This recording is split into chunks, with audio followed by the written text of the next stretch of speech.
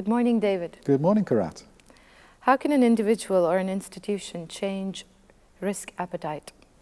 It's very important because risk appetite is our drive to take risk. It's how hungry we are to take risk in a given situation. And then our risk appetite results in the risk thresholds that we set around each objective, how much above and below, how much variance we're prepared to accept in each of our objectives. And then that risk threshold, or the risk thresholds above and below, will determine our risk management strategy. It will determine how aggressive we are in terms of dealing with risk. It will determine the risk responses that we choose. And this all comes from our base risk appetite. So if our risk appetite is inappropriate, we're too much hungry or not enough hungry, and we set the wrong level of thresholds, then our risk management process will be focused either too aggressive or not aggressive enough.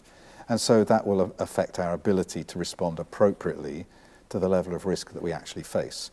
So it is important that we're able to make a change somewhere. But the question is whether we can change our risk appetite. Can you change how hungry you feel for food? Not really. It is what it is. I have an example. I was invited to Australia a couple of years ago, and I flew from the UK. I was going to speak at a conference. It was a 20-hour flight, and I arrived at 10 o'clock in the morning, and I was due to speak at the conference that opened in the afternoon. My host met me at the airport. I changed my clothes in the airport, and he said, "I'll just take you for lunch. We have a chance to go for lunch before the conference." And he took me to a beautiful restaurant on the beachfront. It's specialized in seafood. Seafood is my favorite. And he said, "Here's the menu. Have anything you like." And there was wonderful starters, fried calamari, and then there was fabulous fresh fish just caught from the ocean that morning. And then there were really nice, rich desserts. And I looked at the menu and I thought, I would like this, and this, and then this, and then this. And I compiled, because I was hungry after 20 hours on the plane and horrible aeroplane food. I would like to eat a nice big fish meal. And then I thought, I'm tired, I have jet lag, a 12 hours jet lag. I have to speak at a conference this afternoon. If I eat a big meal, then what's going to happen? All the blood goes to my stomach, I feel sleepy, I don't perform very well. I'm not going to do a good job for the reason I'm here. So my appetite, if I express that appetite in an amount of food that I want to eat, it will not help me do what I need to do. So I need to change something. So what I need to change is the amount of food that I eat. So I said, well, I'll have a salad and maybe a little bit of calamari and a glass of fruit juice, and that will be fine. Now, then when I come to the conference, I'm feeling fresh and I'm not sleepy and I can do a good job. I was still hungry. I still wanted the big meal, but I knew it was inappropriate. So I hadn't changed my appetite. What I'd changed was my behavior. I'd said, I want a big meal. That won't help me. I'll take a small meal. That will help me do what I need to do. So I changed my risk thresholds, the amount of risk I was prepared to take, not my risk appetite, how hungry I was to take risk, because of the results that it would have. So when you ask the question, how does an individual or an institution change its risk appetite, the answer is it can't.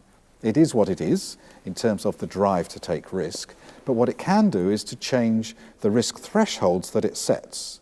And that requires emotional intelligence, which we talked about in an earlier question. So what you do is you allow your risk appetite to be expressed through risk thresholds. Then you look at those thresholds and you say, are these appropriate? We have awareness of what our thresholds are and appreciation of where they came from, and then we assess them. Are they right or not? And if not, we make a change. If they're okay, we go with them. This is the 6 A's model that we talked about in an earlier question as well. Awareness and appreciation, what happened and why. Assessment, is it okay? If it's okay, we accept it. If it's not okay, we affirm the need for change and take action, the 6 A's model. So the way that we change is not to change our risk appetite, it's to change our attitude to risk through applying emotional intelligence, and then our behavior will change because attitude drives behavior, and we will set appropriate risk thresholds that will help us to manage the risk that we face, even if our appetite is for something different.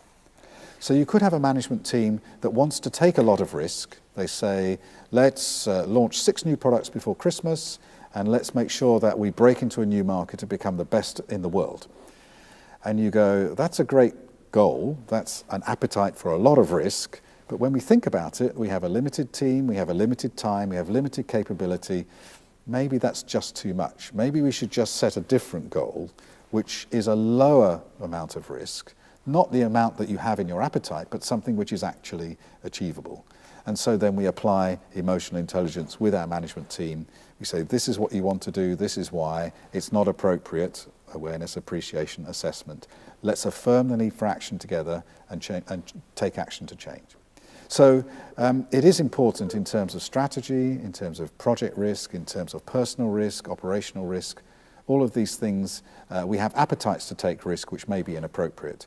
We use applied emotional intelligence to change not the appetite, but the behaviour that comes from it. Thank you, David. It's a pleasure.